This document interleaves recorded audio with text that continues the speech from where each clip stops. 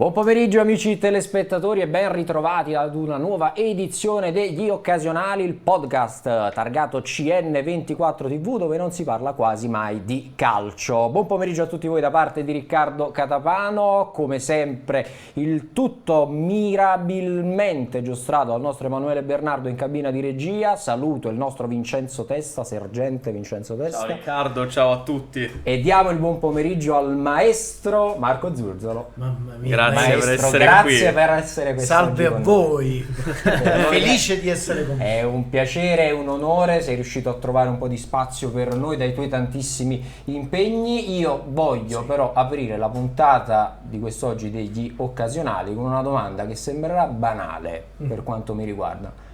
Perché il sassofono?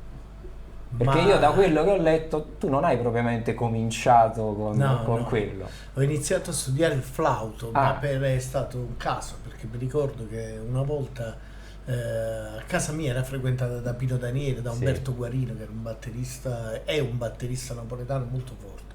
E per entrare in conservatorio all'epoca bisognava avere il quinto anno di un altro strumento e lui scelse il flauto e venne con questo flauto a casa mia in vacanza. Io mi ricordo che era a Baia Domizia, quel giorno c'era proprio Pino, c'era lui, c'era un ragazzo che si chiamava Ottavio che era sassofonista e poi c'era mio fratello Rino e così mi sono innamorato del flauto, ho iniziato a studiare quello strumento, mi piaceva molto, ho preso le prime lezioni da Enzo Avitabile.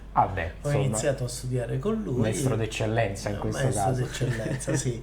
Poi sono entrato in conservatorio, poi a un certo punto mi sono reso conto che con sto flauto, insomma, era un po' complicato entrare nelle band, essere un po'... Poi caratterialmente io sono proprio un sassofonista, sono del segno del leone, un po' egocentrico, per cui avevo bisogno di uno strumento più forte. E io mi ricordo anche una cosa, che all'età di 7 anni mia madre mi portò a vedere un concerto. Tempo fa c'erano dei concerti che si facevano a Via de Mille nel cinema Teatro delle Palme. Come no? Ok, la mattina facevano dei concerti e quel giorno mia mamma mi portò a vedere gli Showman.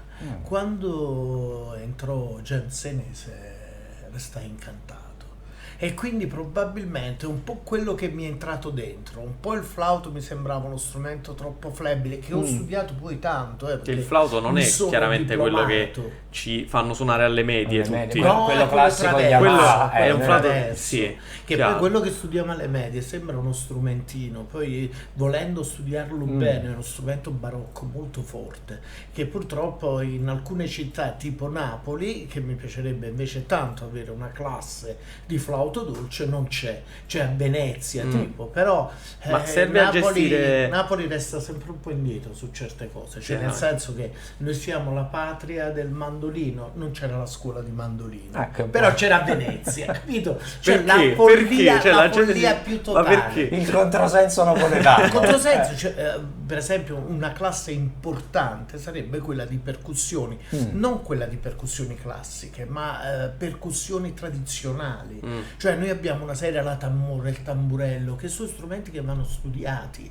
a sé, non hanno niente a che vedere con i timpani, che ne so, col vibrafono, con la marimba, cioè sono strumenti che hanno una loro storia, che vanno studiati. Ma tra l'altro noi avevamo inventato anche il trick e ballacche e il putipu. Uscita Vaias, cioè fare veramente un lavoro tradizionale. Secondo me una classe tradizionale sarebbe molto ambita, ci sarebbero tanti ragazzi anche per la curiosità di averla studiata. Infatti mi ha incuriosito Uscita Vaias, cos'è? Uscita Vaias in realtà è uno strumento, un tempo fa le donne per lavare i panni, forse lo fanno ancora in dei paesi, c'era quella sorta di tavoletta di legno ondulata e lì loro l'hanno usato con degli anelli, lo usavano per fare suoni, c'è un suono, è fantastico, in alcuni pezzi tradizionali popolari c'è quello strumento. Bellissimo. Vedi quante cose inventiamo. Che poi adesso, cioè, pensando, davvero si può fare musica con qualsiasi tipologia ormai di oggetto. Io per esempio penso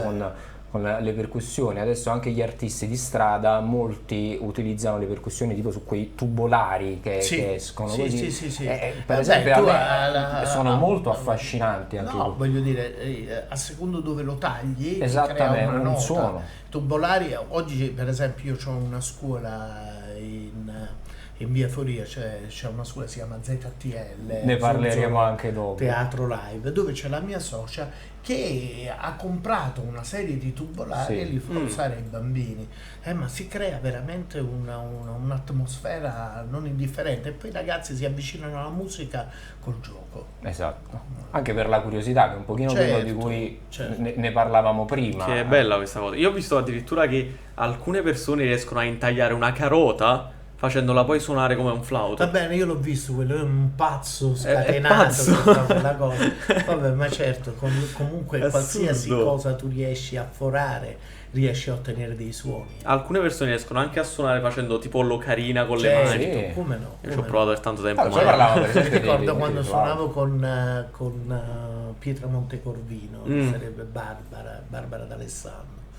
Mi ricordo che a un certo punto venne un pazzo scatenato, un ragazzo che non mi ricordo il nome, non me lo ricordo, lui suonava le percussioni a fiato. E uno dice, ma che fa? Si percuteva il corpo, suonava con le mani, come dicevi tu, no? Trovava dei suoni, però era veramente interessante. Sembrava quasi tribali questi suoni. Sì, infatti possono sembrare folcloristico. Molto. No, per esempio, noi parlavamo del flauto prima, noi abbiamo suonato quello lì, insomma, alle medie, il flauto traverso, mi viene a pensare il flauto di panna, che è un altro, per esempio, strumento, anche quello molto complicato, sono tutti molto diversi, e ognuno di questi è utilizzato più in Perù, in Sud America, musica New Age.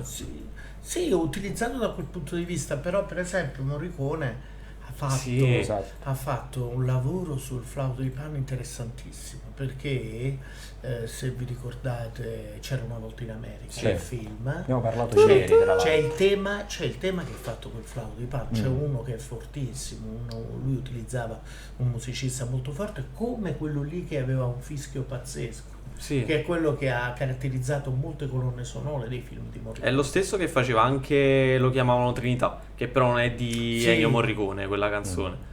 Sei sicuro? No, le colonne sonore sono di Morricone? No, Ennio Morricone ha fatto Il mio nome è Nessuno. Lo chiamavano Trinità, l'ha fatto, non ricordo chi, che è andato pure a The Voice. Sì, c'hai ragione.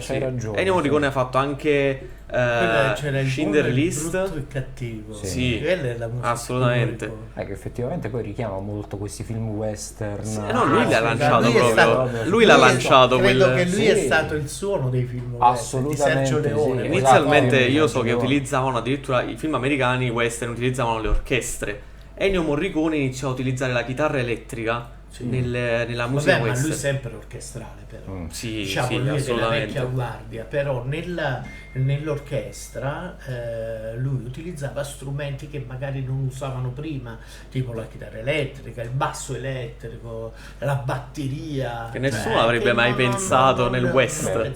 Innovatore anche in questo. Per esempio c'aveva delle cose pazzesche di una bellezza unica, tipo che con un tema con l'oboe Schindler's List mi pare. Mission. Mission, sì. Schindler's List non l'ha fatta lui la musica. Giusto. Quell'altro fortissimo, la vecchiaia. C'era anche A Man with Harmonica, che il tema dell'armonica poi diventava, se non sbaglio, era sempre di film western, A Man with Harmonica. Non me lo ricordo. Ha fatto tante di quelle canzoni. Io sono uno che sembra, a un certo punto, se parli con me di cinema, sembra uno un po' ignorante, che non conosce niente. Invece ho visto miliardi di film, cioè il film credo che sia allo stesso livello della musica, cioè io amo la musica come il cinema. Cioè, ho visto, credo, film senza conoscere manco il titolo del film. Non mi sono mai interessato particolarmente del regista, del musicista. Ho visto sempre, mi è sempre piaciuto vederli in continuazione, una specie di droga. Mo con Netflix Prime vabbè, ormai non overdose. capisco più niente. Però mi ricordo che quando noi eravamo ragazzi, cioè io e il mio amico batterista, che poi abbiamo fatto squadra per tanti anni, diciamo il nostro divertimento era andare al cinema. Il fine settimana andavamo sempre al cinema a vedere i film. Ci sono dei film che ho visto adesso, credo che Il Gladiatore l'ho visto 130 volte, credo. L'ultima volta 2 giorni fa. Dura anche parecchio, quindi fai 130 non riesco a non vederlo. Russell Crowe è a Roma, è stato a Roma ultimamente. Russell Crowe è tornato a Roma proprio, ovviamente ogni volta che arriva lì bagno di folla per quanto riguarda Russell Crowe. No, perché il tema è molto interessante, insomma, musica e cinema hanno un incrocio indissolubile, perché quanti film magari meno famosi tu riesci a ricordare anche per le colonne sonore. E c'è da dire anche una cosa, che spesso e volentieri sia i registi, quelli un po' più ignoranti, ma sia anche la critica non parla mai della colonna sonora. Facci caso, è sempre messa un po' in secondo piano, a meno che non è Joe Williams o Alan Sorrenti, Morricone che fanno le colonne sonore. Certo. Se sono questi qui, allora gli danno un po' un risalto diverso. Un risalto, ma la musica non viene considerata. Io invece penso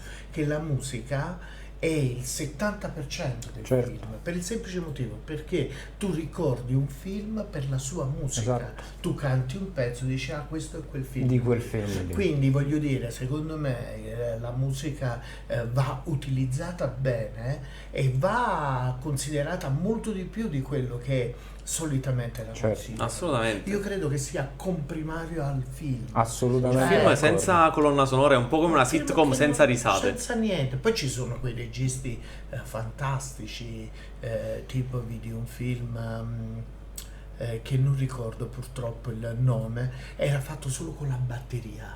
La colonna sonora era solamente batteria. Era un film, te lo ricordi tu? Blackbird. È solo batteria, solo con la batteria. Blackbird, tra l'altro, è il titolo di una canzone dei Beatles, quindi tutto intorno alla musica. È forte questa, ma alla fine la colonna sonora penso faccia emozionare molto di più della scena vista senza colonna sonora. Non ti fa emozionare, perde molto. Me. Una scena d'amore bisogna saper dare le giuste emozioni con la musica. Io trovo che oggi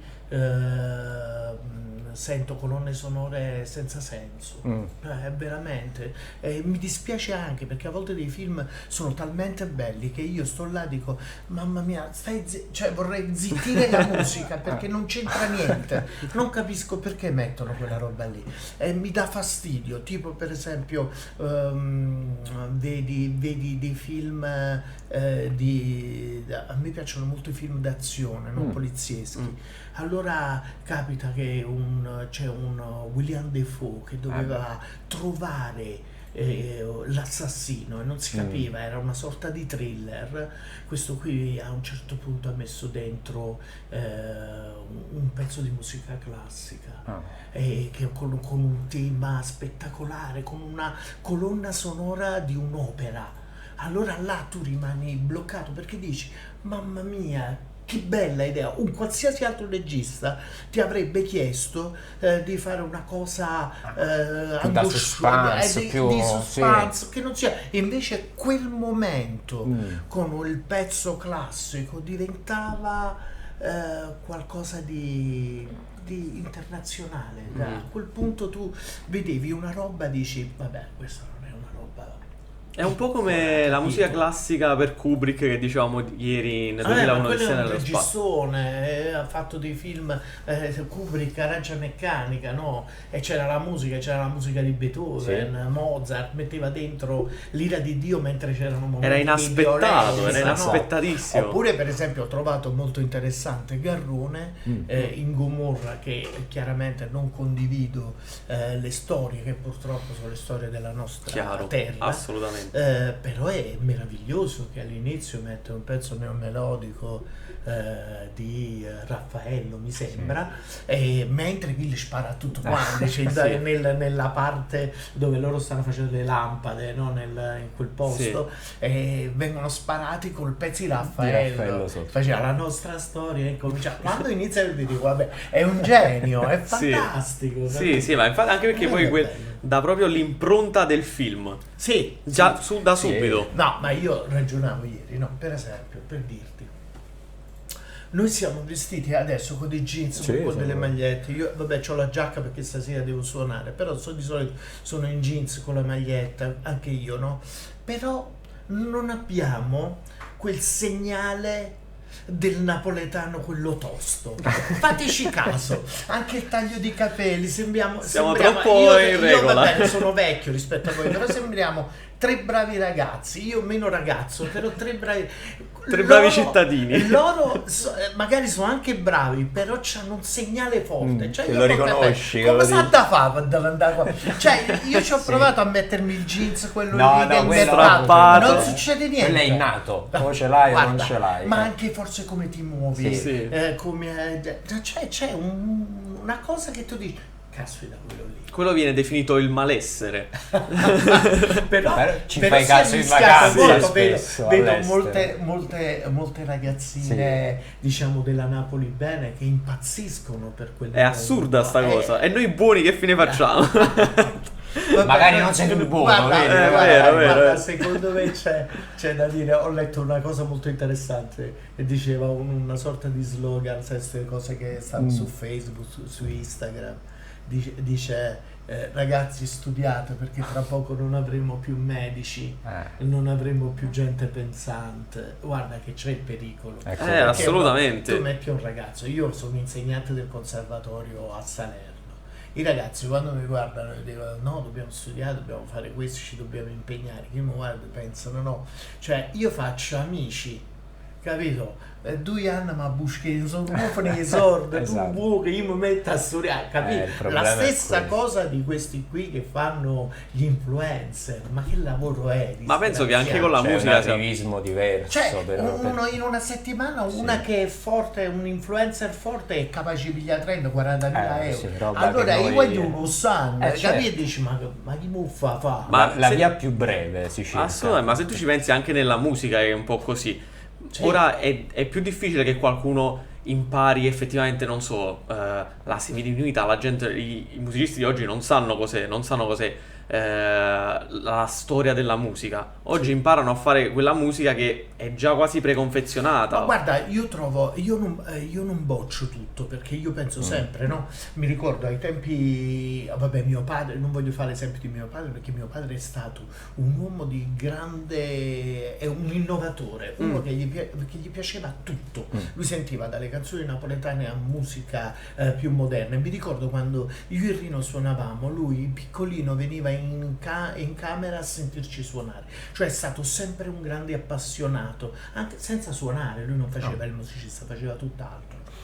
Io penso questo, che ci sono dei ragazzi molto intelligenti, molto forti, che anche non conoscendo la musica fanno delle follie che un musicista non farebbe mai, e però escono dei capolavori. Allora dico io, c'è quell'aria di voler fare innovazione, questa sorta di innovazione, però minima, e a sapessi, ignoranza totale. Ma cioè, che poi alla fine chi lo fa che non guadagna i soldi, fine, il finale è solo quello. Se un musicista vuole innovare è una cosa da apprezzare, se magari utilizzano appunto cose già preconfezionate solo per guadagnare, è lì che la musica forse ci va a perdere. Per esempio a me Geolier mi piace, però quando fa quel pezzo Money dice fratellino, ma sei scemo, cioè tu dici, capito, dice io tenevo l'amica in banca che si è pigliato il diploma e mo su penna faccio un muro, e poi dice io con una hit guadagno 1 milione di euro. Ma questo non è, cioè sta dicendo proprio non studiate, studiate, non lo puoi fare assolutamente proprio tu, anzi devi dire io con una grande fatica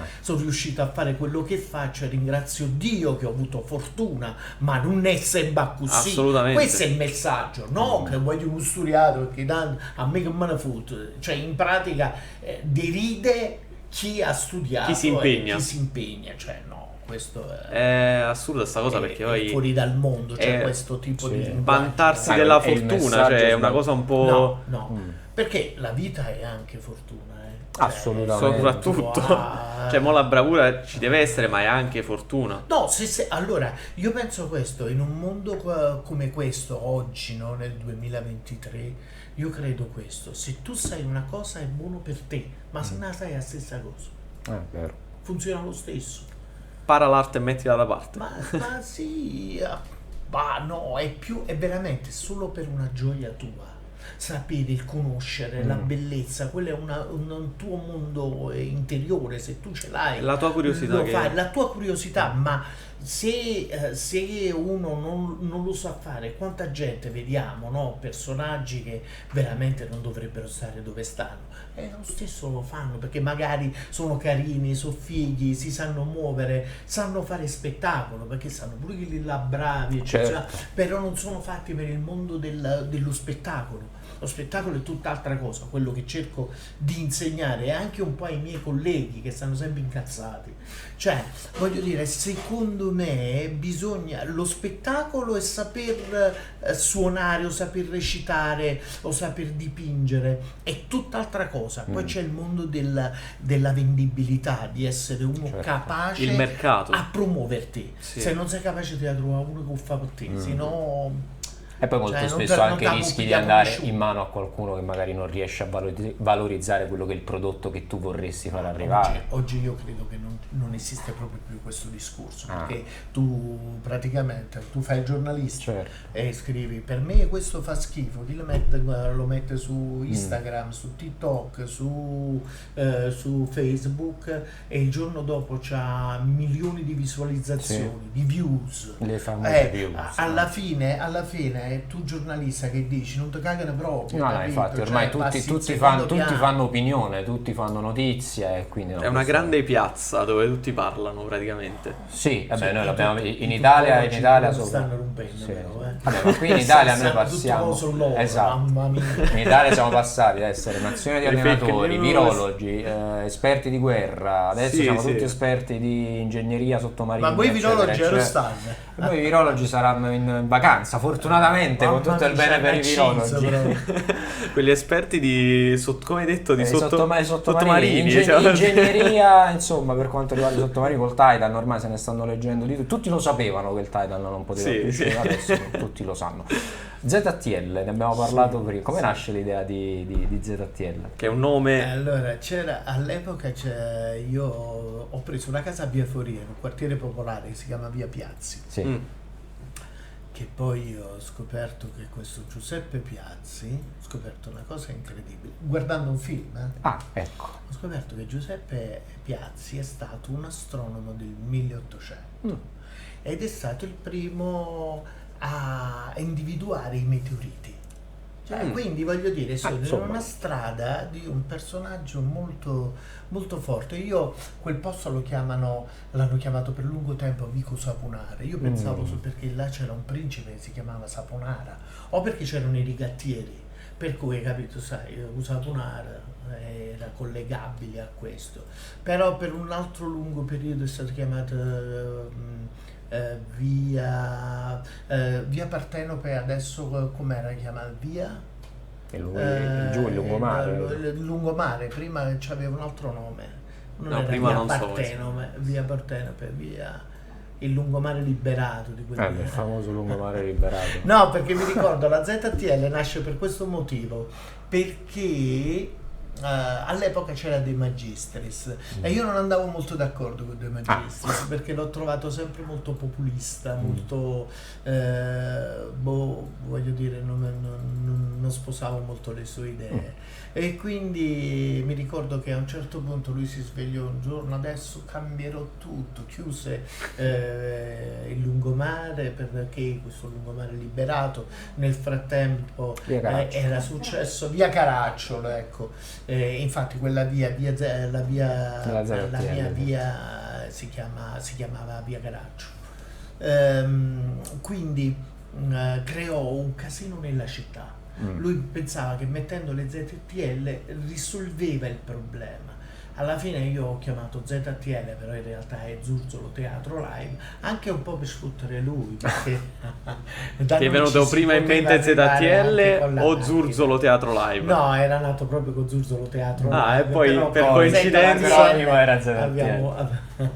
mi ricordo tutte queste signore che facevano le arancioni, che io le bombardavo di parolacce, perché mi sembrava, cioè persone che erano state fino al giorno prima senza fare niente, senza pensare niente, che magari stanno anche pieni di soldi, a un certo punto quanto è bello questo sindaco, signor, ma state zitto, no? Continuate a fare gazzette, che non mi dispiace dirlo perché è contro proprio, io amo le donne e sono pro donne, però cioè, sentivo dei discorsi proprio inutili, loro che parlavano di politica, ma smettetela, cioè per 10 anni è stata una tragedia. Speriamo adesso in un futuro migliore. E Invece invece ci dobbiamo aiutare noi ma napoletani. ZTL nasce un po' come alternativa, però fino adesso nessun sindaco, tantomeno De Luca, è venuto a questo mio spazio, che invece nasce come alternativa, proprio per dare un'alternativa ai ragazzi. Infatti pure chi non può pagare già una retta veramente molto bassa può venire nella nostra, diciamo, in questa nostra cappella, che è bella, è diventata un po' il punto di ritrovo dei ragazzi, sia quello di quartiere che fuori quartiere. Certo. quali attività avvengono qui? Facciamo musica d'insieme. Allora, la musica si può fare dai 3 anni ai 100 anni. Cioè, questo è lo slogan. 101 già fuori da 101, qui. Fuori da qui. 101. Può venire chiunque, fanno musica d'insieme, i bambini, anche quelli là piccolissimi, stanno lì, imparano, cominciano a suonare un pochino. La cosa bella è che i ragazzi più grandi possono suonare qualsiasi strumento, cioè nel senso che quando si fa musica d'insieme, quello che il giorno prima suonava il basso, il giorno dopo suona la batteria, poi suona il pianoforte, cioè non è detto Diventano che polistrumentali. Esatto, benissimo. E poi Forte. molti di loro, devo dire, è stata una bella fortuna, perché molti di loro sono entrati in conservatorio, quindi c'è stato un buon lavoro. Non sono io l'insegnante, la mia socia si chiama Manuela Renno, è lei Che è lei che insegna ogni strumento. Lei è un po' una pluristrumentista, cioè nel senso, nasce come cantante, però poi ha imparato da sola a suonare il pianoforte e lo suona discretamente, poi è molto musicale, quindi sa utilizzare bene strumenti a percussione, insomma fa un lavoro eccezionale, i ragazzi la amano, quindi... Bello, Bellissima bello. questa attività. Noi nel nostro piccolo ovviamente sponsorizziamo Assolutamente, magari il messaggio assolutamente. arriva anche a De Luca o al sindaco speriamo, Manfredi, dai. Che è, ripetiamo, in via? Via Piazzi, Via Piazzi. Giuseppe Giuseppe Piazzi, quindi per chiunque fosse interessato, ZTL in via Giuseppe Piazzi, no, lo diciamo così. E invece il tuo insegnamento al conservatorio? Il mio insegnamento, innanzitutto i ragazzi sono degli amici miei, non sono dei, Ok, non mi pongo mai come insegnante, mai, è difficile, tranne quando mi fanno girare perché stanno i guaglioni un po' scema. Però devo dire, io ho circa 200 ragazzi e sono veramente molto felice, cioè abbiamo un bel rapporto. Adesso mi ricordo che quest'anno, all'inizio dell'anno scolastico, diciamo, a novembre abbiamo iniziato le lezioni, perché il conservatorio inizia un po' più tardi, è una sorta di università. Chiaro. Abbiamo iniziato a fare le lezioni, io ho detto: ragazzi, ma voi conoscete gli showman? E loro mi hanno guardato così sbalorditi, dice: no maestro, ma noi non abbiamo proprio idea. E gli ho raccontato la storia degli showman, la storia di Cerzenese, di Mario Musella, di Franco Del Prete, questi 3 ragazzi che figli della guerra. Vi immaginate voi quando chissà su a scuola, Bria James Neer, Chillate che era indiano, insomma, figli della guerra significa anche Senza padre, senza nessuno, hai capito? Insomma, hanno avuto una vita complicata, però giovanissimi si sono riscattati con la musica. Quindi questo è stato un esempio molto molto bello per loro, perché loro si sono interessati come i matti, sono andati a sentire le loro musiche, cioè maestro, ma mettiamo su dei pezzi. Abbiamo così iniziato come studio, degli showman. Alla fine ho creato un gruppo di 10 elementi con 4 fiati, basso, batteria e una cantante. Perché una cantante? Perché io trovo che Mario Musella è ineguagliabile, cioè penso di alcuni personaggi che è meglio non toccarli, cioè per esempio cantare Pino Daniele, io dico non è difficile, è inutile, Sì. non lo fate perché diventa subito una sorta di piano bar, Certo. non si capisce, una sorta di musica buttata lì che Sì. non, allora dico Pino è stato un poeta, lo dovete vedere come Edith Piaf, no? Per la Francia, un personaggio che ha dato una forza alla nostra città negli anni 70-80 che è irripetibile e quindi va rispettato in quel senso. Poi lui non nasce come cantante, nasce come chitarrista, Sì.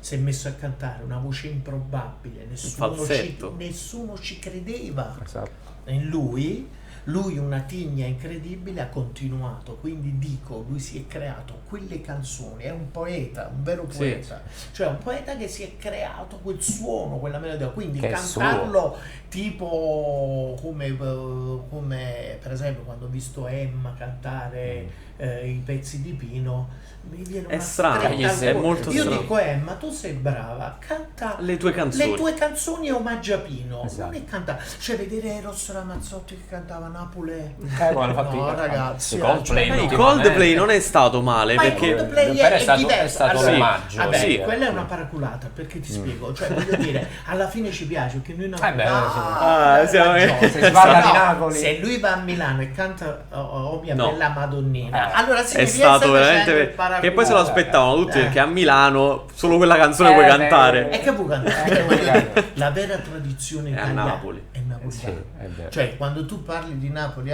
quando tu parli di canzoni all'estero, loro cantano solo mio. Solo quindi è mie. inutile che Dean poi Martin tu- che cantava la canzone Dezza Amore che inizia con In Napoli. Certo, ma Napoli è Napoli. Allora, io dico, c'è l'Italia e poi c'è poi c'è Napoli. Napoli. Napoli è un fatto a sé, ma non sanno pigliare con l'allata, va tutto bene, però è una città magica, una città unica. Non ce n'è un'altra così. Sì, c'è una bellissima Venezia particolare, il fatto che è una città che sta nell'acqua, è pazzesco, è incredibile, ma Napoli conserva una magia. Troppa cultura e storia. Troppa cultura, storia, magia, tutto, c'ha tutto, hai Sì. capito? Per cui... Anche perché poi cioè, quando ha cantato Oh mia bella Madonnina non è stato emozionante come quando ha cantato Napoli. Ma- Io ero allo stadio, pure tu c'eri. C'ero anche io. C'eravamo mi ricordo, entrambi. sì. No, ma è stato veramente un bello emozionante. omaggio. Lui poi tra l'altro No, molto ma bravo è perché ha visto che l'ha bellissimo. studiata. Sì, Scusami, quindi- io ti dico questo, guarda, uno lo fa anche perché è ospitato in un posto. Io Certo. sono stato invitato in Messico, Mhm. a Città del Messico a suonare, ho fatto un tour in Messico, bellissimo. E quando andai a Città del Messico, lì c'erano tutte queste signore incredibili che poco prima erano state offese da, come si chiama quello lì, Ferri.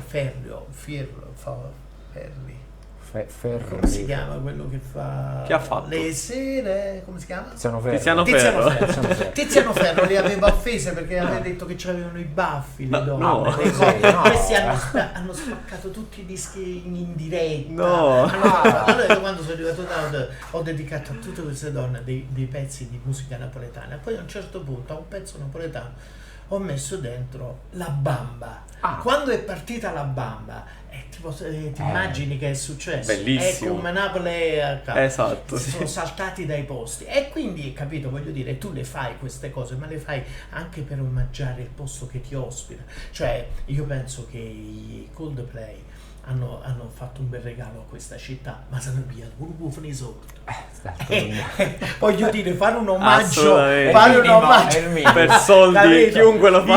Io ormai lo sanno, quando mi chiamano a fare il direttore artistico di qualche festival, non dico allora vediamo che budget ci abbiamo, Sì. vogliamo far venire, che ne so, all'epoca c'era Wayne Shorter, mi piaceva, dico vogliamo far venire Wayne Shorter, facciamolo venire qui senza gruppo, viene qui, suona, incontra gli artisti napoletani, io formo un gruppo di grandi professionisti che credo in loro, insieme a lui fa 3 giorni di musica a Napoli e quindi si piglia 50.000 euro. Però, nel frattempo lascia qualcosa in questa certo. città, perché se no ci chiama preoccupato, quando siete bravi, arrivederci e grazie, abbiamo cacciato un uovo nei sordi, no? Sì. Quello, A me l'hanno regalato il biglietto, per fortuna. cioè io mi ricordo nel so, periodo so. che c'era il nostro sindaco De Magistris, Sì.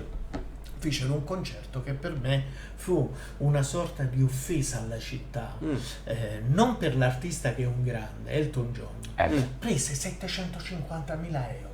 Madonna. A un certo punto poi il manager disse: guardate, noi ci siamo pigliati 200.000 euro, vedete là di soldi non sono chiuso a Ferrari. E lo disse a un certo punto, perché tutti quanti 750.000 euro a Elton John piano solo a Piazza Plebiscito, cioè tutti sti soldi.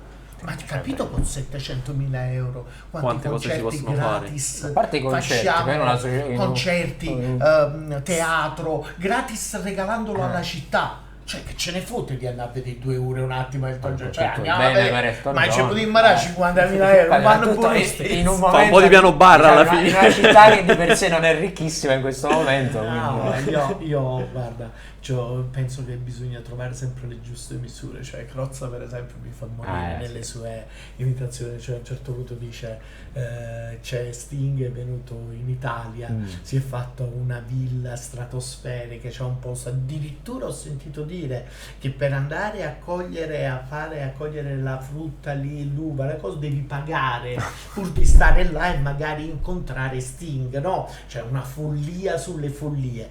Allora Crozza diceva: ma dico io, no? Tu stai in Italia, dire campi di questa, ma impara da parlare Almeno come quello. italiano.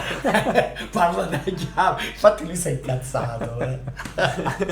Crozza me lo levato a dire. Vabbè, è ma cioè fantastico. voglio dire, tu vivi in Italia, godi di questo Sì, sì. È paese, un ti po' sei come- pigliato la villa più bella in Toscana, sei almeno un minimo. Un po' come si dice ai buongiorno e calciatori, buonasera. si dice pure ai calciatori, state qua, prendete un sacco di soldi, almeno una parola di italiano. Effettivamente, Imparatela. sì. Anche se in realtà noi in Italia cioè abbiamo il primato del concerto con pubblico pagante più grande della storia. Vasco Rossi Sì. fece il record di biglietti venduti quando fece il...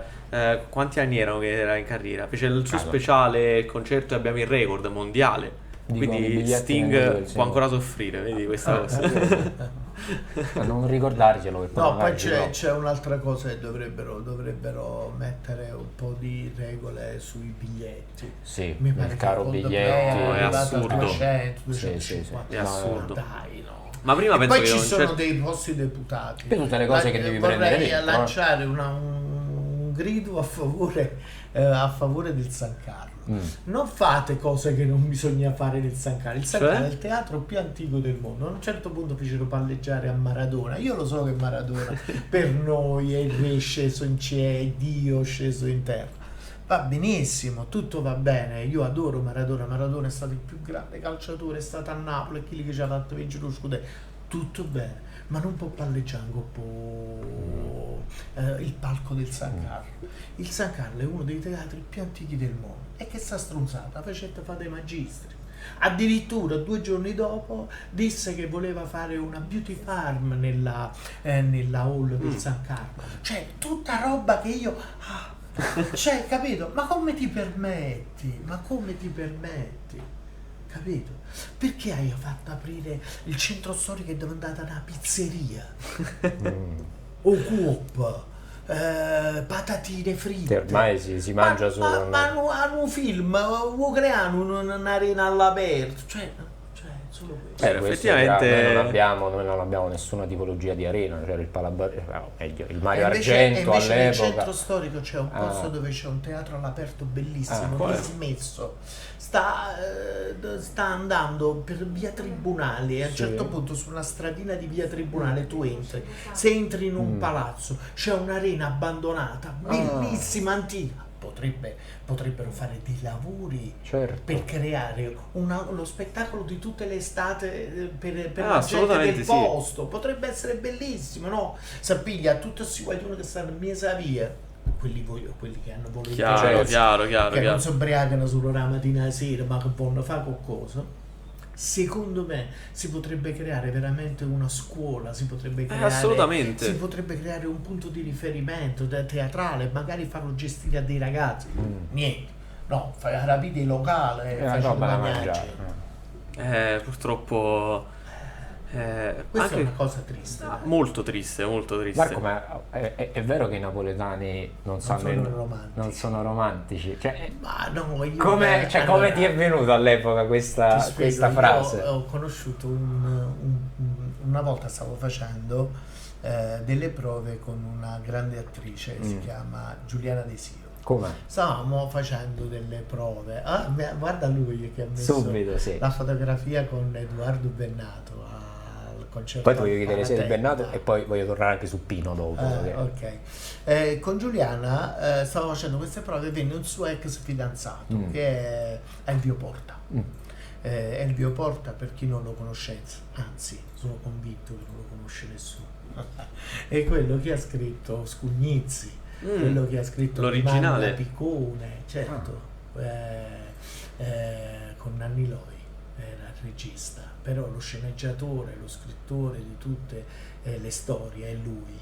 È stato un grande, è quello che ha scritto il Masaniello, lo storico spettacolo teatrale dove c'erano le musiche di De Simone, cioè una roba, cioè lui era un uomo eccezionale, veramente eccezionale. Sentì un pezzo che dedicai a un medico che non c'è più, Bruno Rotoli, e lui mi disse: senti, guarda, io ho un ingaggio per la RAI e tu mi devi fare questo regalo. Ho detto: di che si tratta? Voleva che io suonassi questo pezzo per tutte le puntate della fiction. Questo pezzo doveva, ha detto, poi lo riarrangi come vuoi, lo tieni, lo fai, lo moduli, lo crei, però questo deve essere il tema portante, intelligente, tipo Sergio Leone, Certo. tipo questi registi che capivano che una melodia Poteva è fare la quella, differenza. no che devi fare 100.000 melodie e non va buona mai, cioè quelli là che non sanno, perché girano male, non sanno poi come tappare i buchi lo fanno con la musica. Sì. Questo è. Lui voleva quella melodia, poi è morto e non abbiamo avuto il tempo di realizzare questo sogno. Io ho fatto una ricerca su tutti i lavori che ha fatto lui e addirittura ci sono delle cose sconosciute e ho preso 9 racconti suoi che non sono mai stati stampati. Ho stampato questo libricino che si chiama I napoletani non sono romantici e che ho messo dentro 9 racconti suoi. E un racconto suo si chiama I napoletani non sono romantici. In realtà i napoletani non sono, e io mi trovo d'accordo con lui, in realtà è una provocazione, Certo. perché lui in questi racconti sfotta i napoletani, ovviamente essendo napoletano. E lui dice perché ci sono secoli di stress, siamo attraversati da secoli di stress, e poi dice una cosa veramente molto attuale, dice che la gente non si ferma più a pensare, non c'è poesia, non c'è più arte, tant'è vero che la lotta per avere viene prima della voglia di amare. E questa è una storia vera, cioè voglio dire, quando tu non hai soldi, non hai la forza, non hai la dignità, perché è facile perdere la dignità in un momento, cioè se tu non hai non dico un potere economico, ma hai la possibilità di arrivare a fine mese, alla fine pure se hai la donna vicino più bella del mondo, non ce la fai, Sì. non ce la fai, non riesci a innamorarti, non riesci a fare l'amore. E quindi diventa tutto complicato, c'è stress in noi. Ecco perché i napoletani, perché non ne hanno il tempo, non ce ne danno il tempo, capito? Infatti ci inventiamo i lavori, perché noi siamo Geniali in la genialità questo. del napoletano è questo, che ci inventiamo lavori che in altri posti non esistono, capito? Che tu anche per simpatia a chiappo ce l'hai una cosa di sopra, perché si inventano cose uniche, un po' come i cubani, no? Se voi siete mai stati a Cuba è meravigliosa, al di là del fatto che uno ci va per turismo sessuale, però che non lo fanno più, però voglio dire, quando tu vai a Cuba è divertentissimo, no? Mi ricordo perché una volta andai in un mercato, c'era uno che mi inseguiva e mi faceva il disegno, dice io ti sto facendo il disegno e voleva i soldi chiaramente, no? Allora mi inseguiva, io camminavo e dicevo mentre correva disegnava, mentre correva, alla fine mi fa vedere e dice guarda ti ho fatto il disegno, chiaramente era una persona una coppa, no? Però lui mi indica un particolare, vedi c'ha gli orecchini e tu là che c'è figlio $10 glieli dai perché dici sei un genio, capito? Geniale, Ci vedi c'ha gli orecchini, si totale qua. Cuba e Napoli. Perché questo i napoletani non so, no, questo libricino sta avendo un bel successo, non me l'aspettavo perché ho raccontato le storie della mia vita, le storie mie con Pino e le storie mie con il mio povero fratello, perché dopo Pino, dopo 2 anni morì anche Rino e quindi ci sono delle storie molto appassionate. Io non sono uno scrittore, sono diciamo di getto, ho scritto questi racconti e devo dire che la libreria Colonnese, l'editore, questa ragazzina che si chiama Francesca Mazzei, se n'è innamorato e niente, abbiamo fatto questo libricino che poi bello. c'è anche i QR code per cui puoi sentire anche la musica, quindi leggere un raccontino e inquadri col telefono, una colonna sonora per un libro. Esatto, bellissimo. Bello. Forse senza volerlo mi sono inventato una piccola così. Sì, a proposito delle innovazioni di cui si parlava prima. No, anche perché io veramente ho pensato ormai il disco non è inutile farlo, no? Cioè che lo fai fare? Chi se lo compra? È il disco proprio tra oggi. l'altro non ci sono mai più i distributori, i supporti. I supporti per ascoltare. No, non cioè, si fanno voi pensate, voi siete giovani, ma pensate a un ragazzo di 14 anni. Cioè, tu dici un CD, io devo pure già il CD così, cioè, tu dici la cassetta ancora allora, prima, figuriamoci. Sta ritornando per qualcuno il vinile. I vinili si stanno però costano un sacco di soldi. Assolutamente. E sono per poca gente. È un mercato, deve avere anche un'attrezzatura importante. Bellissimo. Che filmone, che storia, quella è una storia reale. Lui esiste ancora. Sì, sono Harry e pure i fratelli, credo, tutti come e due. No, assolutamente. Ma chi di noi non ha mai avuto una musicassetta mixed by Harry? Cioè, io sono troppo infatti, giovane. no, guarda, scherzi a parte, una volta che è uscito il film su Netflix, sei andato a cercare le tue se cassette tu vai a mixed cercare by le varie le trovi. trovi. Cioè chiunque in casa ha una mixed by. A me mio padre mi ha detto che usavano sempre queste cassette, che poi sì, perché lui si inventò sta cosa, faceva una selezione. È assurdo, il fatto che diventarono praticamente vendevano più delle case di produzione stesse. Vabbè, ma lui era un genio, cioè è stato un genio, nel senso che è uno che si è inventato un fatto incredibile, cose che non sapevano, ma dall'ignoranza poi vabbè. È una storia assurda, è stato veramente pure sfortunato perché poi gli sordo non se l'ha potuto manco godere. Che dal film ho visto che praticamente perché c'è stato il cambio dell'euro. C'è stato il cambio dell'euro, esatto. per cui sono arrivati tardi. li avevano sotterrati non so dove, a roba come ti perdi, incredibile, guarda. È assurdo, è veramente una storia assurda. Però là la follia è che io non capisco perché, cioè dico quando c'era nell'aria uno non può dirla alla moglie va a pigliare le sorde e metterla, però sai poi a mettere milioni e milioni non è facile, lì si tratta di miliardi, non è molto facile. Come faceva? No, non era complicato, era complicato. Però volendo all'epoca non c'era tutto su casino, tu potevi accattare una casa, investivi magari, questo sì. Il fatto di Sanremo, che le canzoni arrivavano prima della compilation di Sanremo, che uscisse esattamente Sanremo. Geniale, assolutamente geniale. Una storia incredibile. Io però voglio parlare un po' di Pino, perché tu ovviamente Pino lo hai conosciuto, ci ho suonato. Ovviamente tu non solo con Pino, tu hai collaborato con un'infinità di grandissimi artisti, così come sei tu un grandissimo artista. Lazzari Felici, mi racconti com'è nato? Mai letto il libro? No, però lo vorrei, cioè lo comprerò e lo leggerò, però sono molto incuriosito a come nasce Lazzari Felici. Lazzari Felici, un giorno io da Bagnoli, perché io sono di Bagnoli, ecco perché anche la mia amicizia con Edoardo, con Eugenio ho suonato per tanti anni, ho debuttato con Eugenio, avevo 17 anni. Il mio primo concerto nella Piazza Rossa a Mosca, quello è stato il mio primo concerto. E poi il giorno dopo a Treviso, i primi 2 concerti Da Mosca a professionista. Treviso? Sì, perché facemmo una tournée di 20 giorni in Russia, e poi andammo pure in Azerbaijan, e poi tornammo e feci i concerti e cominciammo la tournée italiana, e il primo concerto è stato a Treviso, per cui Mosca, concerti in giro lì, e poi Ritorno in Italia a a Treviso. Treviso. E mi ricordo che una volta stavamo a casa fuori Grutta e arrivò Pino bussò al citofono, e a Napoli quando bussi al citofono è sempre un problema, perché quando bussavano al citofono le mamme dicevano Maronna, ma chi è?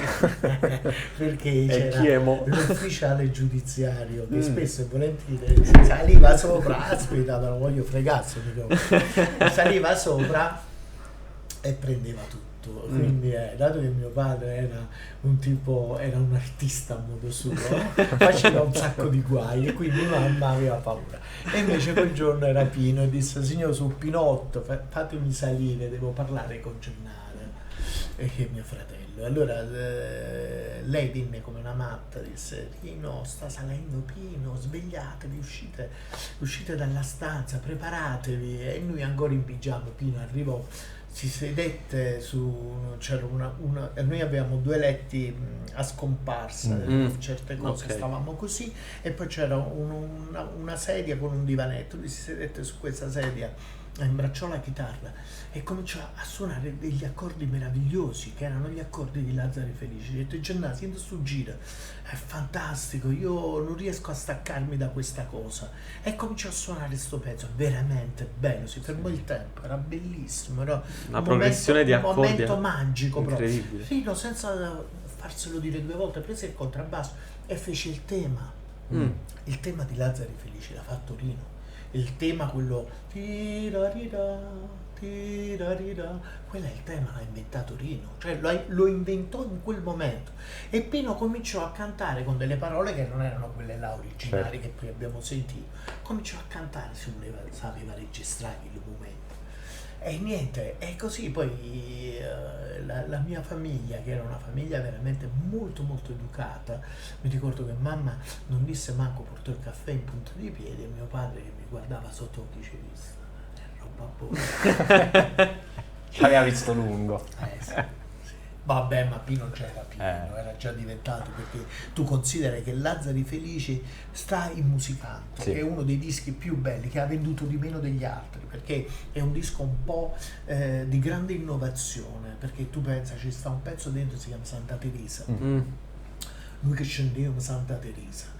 E questo pezzo è bello perché per gli intenditori, quelli là, tipo per esempio un artista americano, un artista che conosce la musica, si accorge della difficoltà del pezzo. Il pezzo è molto orecchiabile, però ritmicamente è storto, per cui uno dice: era una genialata, quella è una roba di Pino, quelle genialate di Pino incredibili, che poi erano avallate da musicisti eccezionali, perché Tullio, c'era Rino, Giù Amoruso, a volte c'era Ernesto, oppure Gigi De Rienzo, che tra l'altro suoniamo insieme. Adesso Bellissimo. sabato suoneremo insieme al grande Giannini, facciamo uno spettacolo con Giancarlo Giannini. Dove? E mi sono portato ad Ariccia, Ad vicino Ariccia. Roma. L'altro. La porchetta. Porchetta di Ariccia è... Porchetta e musica è proprio perfetto. una combinazione Chi perfetta. fosse ad Ariccia non ve lo perdete, mi raccomando. quindi. È già sold out. È già allora lo siete persi già.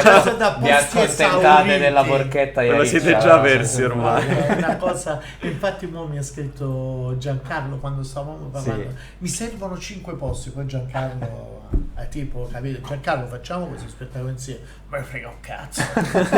Lui è così subito, cioè quando io ho detto: Giancarlo, ma che bello, sei andato a Hollywood, hai messo le tue mani lì, pochi artisti italiani l'hanno fatto, quasi 1, 2, e poi ci sei tu. Sì, beh, tutte strozzate, cioè, Così. non me frega niente. Però poi magari non glielo dicessi il cazzo, perché poi lui è Leone, lui. abbiamo 20 anni di differenza. Lui quest'anno il 1° agosto farà 81, io il 26 luglio 60. 62. Quanta... 62, l'anno di mia madre, A 62. tua madre, vedi? Fai Scorpione però, quindi un altro bel segno tosto. tra Mamma l'altro. mia, il collerico che rompipalle. Quindi credi È stato nello- con te oppure No, io da figlio unico in Vabbè, realtà tu so figurati. cocco di mamma, quindi Cocco di mamma. Credi parecchio Però nell'oroscopo, tuo quindi. padre pensa ha sofferto assai proprio. Papà poi bilancia, quindi pensa un Ah. po'. E da giovane Credi papà era molto anche nell'oroscopo? batterista. No, ho visto, non credo, non capisco niente, però ho visto delle affinità. Ah. Allora, i scorpioni sembra una tragedia, perché la mia socia è scorpione e nuaia, proprio nuaia, collerica da morire. Poi l'Ariete pure è molto collerica, mia mamma. Io sono Ariete. È Sei molto collerico? collerica, però no, donne e uomini Ah, sono Donne e uomini è diverso. diverso. E poi il leone è insopportabile dopo un po', è affascinante ma insopportabile, lo dico per me, io lo so che diventa insopportabile, per esempio con Giancarlo, noi perché lo stimiamo, io in particolare sono innamorato di lui, ma lui sera finito di mangiare, finisce in mattina racconta tutta la vita sua. proprio. Bello, Però non tutte basta, le no, sere con magari. mezzo di suono ce la volimmo fare, lui no, boh. Poi se tu ti addormentavi faceva tipo Ma che stai fai, dormendo? dormi? Ti annoio per caso. Oh, bellissimo. Siamo arrivati purtroppo quasi in conclusione, so che poi Sì, insomma vi che- dobbiamo Che tra l'altro anche liberare. stasera tu ti esibisci, lo diciamo, a San Sebastiano, al Vesuvio, Vesuvio, ma comunque col anche grande col grande Maurizio De Giovanni. Esatto, il Che nostro ormai amico Maurizio. Maurizio De Giovanni, pure se per esempio mo andiamo a trovare a lui che sta lì alla console, no? Entriamo là dentro, troviamo Maurizio De Giovanni. Sì, ovunque. È ovunque. Sì, Maurizio ovunque. Se ti distrai un attimo È a caso, ovunque. trovo un po' Nella doccia, mentre stai facendo la doccia. I bastardi pizza Falcone, tra 2 secondi. Ma anche stasera è sold out, quindi non possiamo Sì. neanche sponsorizzare stasera Allora, perché a questo punto i prossimi impegni non sold out, Marco, ti I chiedo, prossimi così. impegni- Vediamo le cose Allora, disponibili. Domani sono un po' emozionato perché mi ha chiamato il mio amico fraterno Nello Daniele, il fratello di Di Pino. Pino. sì. E domani c'è una band stratosferica, ci sta la band di Nero a metà, c'è Ernesto Vitolo, c'è Gigi. Beh, non c'è Agostino, ma c'è Claudio Romano che è un altro batterista fortissimo, poi c'è un sassofonista bravissimo che si chiama Gerry Popolo e io vado a fare 3-4 pezzi a Pestum, quindi andrò là, non lo so se è sold out, ma Però comunque poi il Pestum, ho visto, domani ho Pestum. visto il posto, è pazzesco, quindi Grande. prima che diventa sold out, insomma, Informatevi. Informatevi. Informate domani a difficile, Pestum. no? Quindi c'è questa serata a Pestum, il 15 lì, poi non lo so, là c'è la mia assistente, la Grazia Cappabianca, Che salutiamo e Chissà, ringraziamo. che sa Salutiamo e tutte le ringraziamo. cose mie, la mattina io la chiamo, lei Che devo fare oggi? Allora, dovete sapere che lei è una specie di regina della mia vita, perché io mi alzo la mattina, io telefono, grazie, che ha già fatto, e lei mi dice, capito? Perché senza di lei manco il La tua treno agenda, ecco. non so manco prendere il treno, che poi è una mia carissima amica, no? Siamo diciamo, lei è un po' cresciuta con me perché era piccolina, quindi insomma abbiamo passato 20 anni, credo, 20 anni. no? 20 anni. Ormai è una nipote no. tua praticamente. Ma sì, perché lei l'abbiamo accolta a casa, ha vissuto, vive ancora oggi, spesso e voleva fare quello che vuole, viene a casa, insomma è una di famiglia. Signori, il maestro Marco Zurzolo, Grazie, Grazie mille per voi, essere veramente, venuto. grazie mille. Grazie mille, è stato È stato bellissimo. Bellissimo, io avrei continuato per altre Sì, 10 ore. purtroppo abbiamo il tempo però- che è tiranno per questa ora che poi vola. Vola allora quando- Il podcast dobbiamo iniziarlo a fare da 6 ore in Sì, poi perché 6 ore, durata 6 ore. L'avete presentato l'amico che sta di là? Emanuele Assolutamente sì, Emanuele assolutamente sì. Bernardo, Salutiamo che Emanuele. tutto può Emanuele Bene. Bernardo, grazie mille a Vincenzo Testa. Grazie a te Riccardo, grazie mille a te. mille, caro sergente. Ricordiamo che questa puntata del podcast degli occasionali con il maestro Marco Zurzolo la trovate questa sera su YouTube a partire dalle 21, giusto? 21, oggi beh. 21. Oggi Oggi è 21. 21, ma io come me la posso vedere? Perché io stasera non ci sto a casa. Ti Però gira- me la voglio vedere. rimane dopo le 21 allora rimane me la lì per vado a vedere, sempre. così Così magari- come tutte le altre puntate del podcast Rimangono degli sempre occasionali. lì, sempre rimangono lì. sempre lì sul nostro Una canale. volta andate YouTube. vanno per sempre. Grazie ancora Meno a Marco male, Zurzolo. grazie a mille, voi. grazie Ciao, mille. Grazie a mille. tutti. Domani concludiamo la settimana degli occasionali. Di che parliamo domani, caro Vincenzo Domani Testa? si mangia, domani si mangia. Domani si mangia, domani si Domani si parla di mangia. pizza e non solo, quindi sempre ogni giorno, lunedì e venerdì, dalle 17 alle 18, gli occasionali. Tra poco torniamo a parlare di Napoli, giornata molto importante, ci avviciniamo anche al ritiro di Di Maro che noi di Calcio Napoli 24 TV seguiremo nei minimi dettagli. A me non resta che salutarvi, augurarvi un buon pomeriggio. Gli occasionali tornano domani come sempre alle 17. Ciao!